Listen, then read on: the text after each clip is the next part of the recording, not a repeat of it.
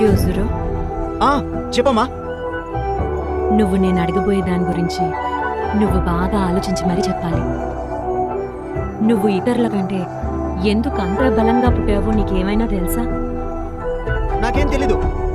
దానివల్ల నువ్వు బలహీనులను కాపాడొచ్చు. పుట్టిన వారింకా ఇతరుల కన్నా ఎక్కువ ఆశీర్వదించబడతారు. దేవుడిచ్చిన ఆ గొప్ప శక్తిని ఇతరులను బాధ పెట్టడానికి లేదా నీ సొంత లాభం కోసము నువ్వసలు ఎప్పుడూ ఉపయోగించకూడదు.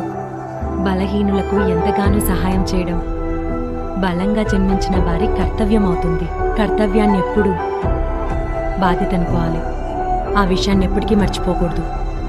అలాగే. ఎదగరా ఎదగరా దినకరా, జగతికే జ్యోతిగా నిలవరా.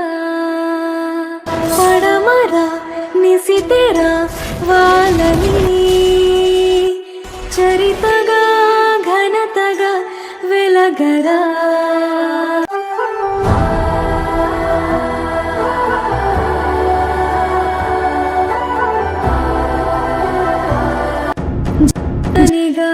దీవెను గెలుపుకే పుస్తకం నీశకం, ధగ ధగ కిరణమై ధరణిపై చేయరా సంతకం. ఇలాంటి వ్యక్తి పుట్టడం నాకు దక్కిన గౌరవం. దాన్ని కాపాడుతాను.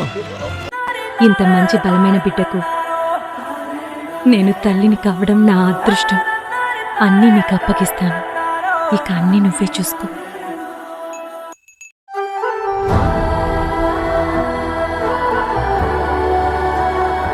అమ్మా, నేను చేసిన పని సరైనదేనా? నేను చేయాల్సిన పనులన్నిటినీ నేను సరిగ్గానే చేశానా? నువ్వు నన్ను గర్వపడేలా చేశావు.